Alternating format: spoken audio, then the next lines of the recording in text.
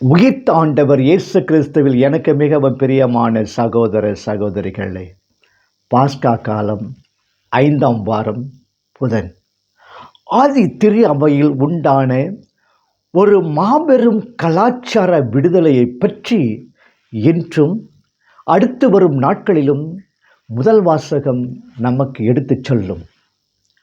ஒவ்வொரு யூத ஆண்மகனும் விருத்த சேதனம், அதாவது நுனித்தோல் அகற்றும் சடங்குக்கு ஆளாக வேண்டும் என்பது யூத சட்டம். லேவியர் 12:3. இயேசு கிறிஸ்து இறந்து உயிர்த்த பிறகு அவர் பெயரால் திருமுழுக்கு பெறுகிற புற இனத்தாரும் மோயிசனின் முறைமைப்படி விருத்த சேதனம் செய்து கொள்ளாவிட்டால் அவர்கள் மீட்படைய முடியாது என்று சில யூத தீவிரவாதிகள் வாதிட்டனர். கிறிஸ்துவ மதத்தையே யூத சட்டத்திற்கு அடிமையாக்கிடும் நிலை உருவானது. இந்த பிரச்சனையை தீர்ப்பதற்காக முதன்முறையாக அனைத்து திருத்தூதர்களும் ஆங்காங்கே நிறுவப்பட்டிருந்த திரு அவையின் மூப்பர்களும் எருசலேமில் ஒன்று கூடினர். இறைவன் தன் அன்பு பிணைப்பிலிருந்து விலகி சென்ற மனிதனை மீளவும் தன் அன்பு உறவுக்குள் கொண்டு வர விரும்பினார். இந்த இறை திட்டத்தை மீட்பு திட்டம் என அழைக்கிறோம். இந்த திட்டத்தை செயலாக்க இறைவன் யூத குலத்தை தேர்ந்தெடுத்தார். இறைவன் யூத குலத்தை ஆபிரகாமிடம், பூமியில் உள்ள இனமெல்லாம் உன் வழியாய் ஆசீர்வதிக்கப்படும், தொடக்க நூல் 12:1-3 என்று கூறியதன் கருத்து இதுவே. யூத குலத்தை ஒரு கருவியாக கொண்டு மானிட குலம் முழுவதையும் இறைவன் மீட்க விரும்பினார். ஆனால் யூத மக்கள் நாளடைவில் சுயநலத்தால் இறைவனின் மீட்பு விருத்த சேதனம் செய்த மக்களுக்கு மட்டுமே என்ற மனப்பான்மையில் வாழ்ந்தனர்.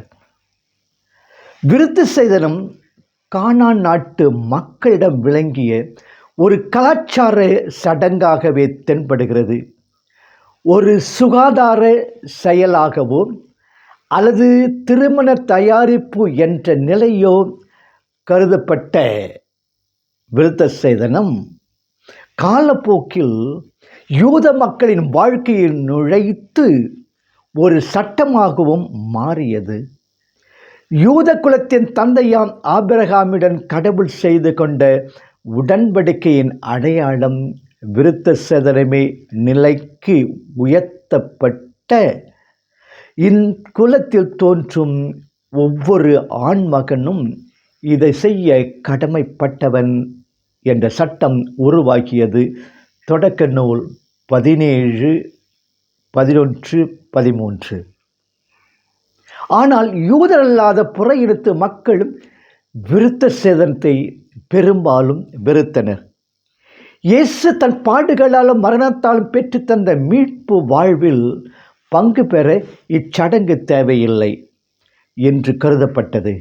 ஏனெனில் தன் மகனில் நம்பிக்கை கொள்ளும் எவரும் அழியாமல் முடிவில்லா வாழ்வை பெறும் பொருட்டு அந்த ஒரே பேரான மகனையே அளிக்கும் அளவுக்கு கடவுள் உலகின் மேல் அன்பு கூர்ந்தார். யோவான் 3:16. ஆகவே நம்மிடம் இறைவன் எதிர்பார்ப்பது இயேசு கிறிஸ்துவில் நம்பிக்கையும் இதைத் தொடர்ந்து வாழ்க்கையில் மனம் திரும்புதலும் ஆகும். திருத்தூதர் பணி 2:38. கருத்து வேறுபாடுகளும் பிரச்சனைகளும் ஆதி திரு அவையிலேயே தோன்றத் தொடங்கின. திரு அவை இயேசுவை மையமாக கொண்டு இயங்கி வரும் ஒரு நம்பிக்கை கூட்டம் என்றாலும் இது முழுக்க முழுக்க மனிதர்களை கொண்ட சமூகமாகும். ஆகவே கருத்து வேறுபாடுகள் ஏற்படுவது இயற்கையே. ஆதி திரு அவையில் கைம்பெண்கள் பிரச்சனை, திருத்தூதர் பணி 6:13, ஒழுக்க பிரச்சனை, 1 கொரிந்தியர் 7, பெண்கள் பிரச்சனை 1 கொரிந்தியர் 11, சமபந்தி பிரச்சனை 1 கொரிந்தியர் 11. இவ்வாறு பல பிரச்சனைகள் தோன்றின. ஏன் திரு அவையை முளையிலேயே கிள்ளி எறியும் முயற்சிகளும் நடந்தேறின. ஆனால் இயேசுவின் மரணத்தில் உருவாகி அவரது உயிர்ப்பில் வளர்ந்த திரு அவை அழியவே முடியாது, அழிக்கவும் முடியாது. பிரச்சனைகளும் கருத்து வேறுபாடுகளும் அதை உறுதிப்படுத்துமே அன்றி அழிக்காது. நற்செய்தி யோவான் இயல் 15 இறை வாக்கியங்கள் 1-8. தம் சீடர்களுக்கு இறுதியாக நிகழ்த்திய அன்பு உரையின் ஒரு பகுதியை இன்றைய நற்செய்தி. மீட்பு பணியை தொடர்ந்து செய்ய பேதுரு தலைமையில் ஆண்டவர் திருத்தூதர்களை ஏற்படுத்தினார். தன் பணியை தொடர்ந்து செய்ய வேண்டுமானால் அவர்கள் தன்னுடன் இணைந்திருக்க வேண்டும். இந்த ஒன்றிப்பு உயிருள்ள ஒன்றிப்பு. திராட்சை கொடி ஓமை வழியாக இந்த ஒன்றிப்பு விளக்கப்படுகிறது. கொடியும் கிளையும். நல்ல விதையினின்று முளைத்த திராட்சை கொடியாய் உன்னை தேர்ந்தெடுத்து நட்டு வைத்தோம். பின்னர் நீ எவ்வாறு கெட்டுப்போனாய், காட்டு திராட்சை ஆனாய்? எரேமியா வழியாக இறைவன் கேட்கும் கேள்வி இது. 2:21. இஸ்ராயேல் மக்களுடன் நெருங்கிய தொடர்புடையது திராட்சை கொடி. அதை அவர்கள் வளர்த்தார்கள், அதால் வாழ்ந்தார்கள். எனவே அதையே உவமையாக்கி உண்மை திராட்சை கொடி பற்றி பேசுகிறார் இயேசு. இறைவன் பயிரிட்ட இஸ்ராயேல் என்ற திராட்சை கொடி இன்று உலர்ந்து போயிற்று. பட்டு போனதால் பலன் அளிக்கவில்லை. எனவே இந்த பழைய திராட்சையின் வாழ்வு மறைந்து இயேசுவில் புதிய வாழ்வு மலர்கிறது. நானே உண்மையான திராட்சை கொடி என்கிறார் இயேசு. கிளையானது திராட்சை கொடியில் நிலைத்திருந்தாலன்றி தானாக கனிதர முடியாது. கொடியுடன் இணைந்திருந்தும் வெறும் இலையாக நிற்கும் கிளைகளும் உள்ளன. இவற்றை பயனற்றவை என தரித்து விடுவர். பேரளவில் கிறிஸ்துவுடன் நம்பிக்கையில் இணைந்திருந்தும் பாவத்தால் பட்டு போன இக்கிளைகள் குறிக்கின்றன. நாம் காயும் கனியும் நிறைந்த பயனுள்ள கிளைகளாக இருக்க வேண்டும். பயனற்ற கிளைகள் நெருப்புக்கு இரையாக்கும் என்பது பாவத்தால் பட்டு போன கிளைக்கு ஒப்பான கிறிஸ்தவர்கள் பெரும் தண்டனையை குறிக்கிறது. இயேசு கொண்டு வந்த தெய்வீக வாழ்வு திருமொழிக்கு நான் பெற்றுக்கொண்ட இத்தெய்வீக வாழ்வு செழித்துள்ளதா, சிதைந்துள்ளதா? நீர் அன்றி நான் யார்? நினைவு ஆர்? என் நெஞ்சகம் ஆர்? தாய் அன்றி சூழும் உண்டோ? சாற்றாய் பராபரமே என்கிறார் தாயுமானவர். கிறிஸ்துவில் வாழ்வு. நான் தந்தையினுள் இருக்கிறேன், தந்தை என்னுள் இருக்கிறார். 14:11 என்கிறார் இயேசு. தான் தந்தையினுள் இருப்பது போலவே சீடர்களும் தன்னுள் இருக்க வேண்டும் என்பது அவரது விருப்பம்.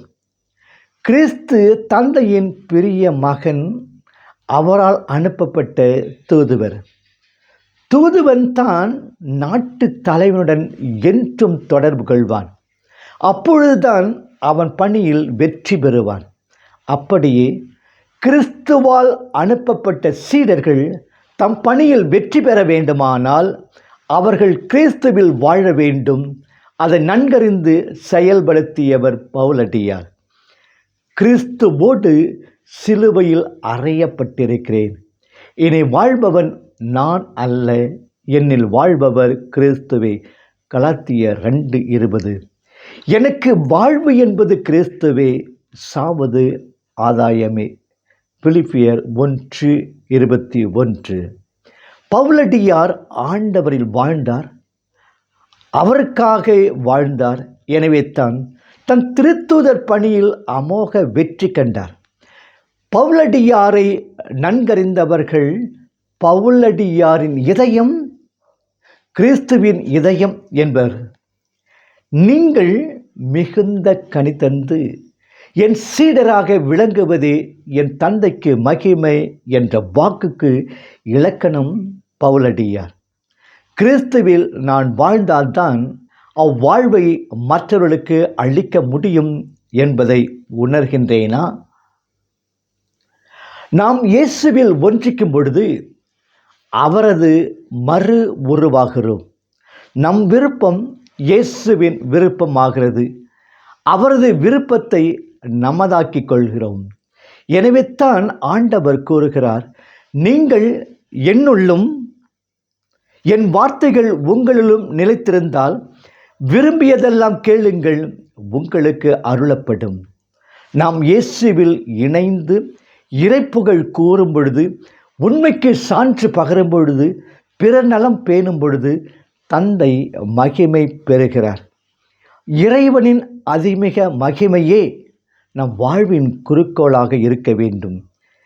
எத்திக்கும் தானாகி என் இதயத்தை ஊறி தித்திக்கும் ஆனந்தனே தேனே, ஆனந்த தேனே என்று தாயுமானவர் போல நாமும் ஆகுவோம்.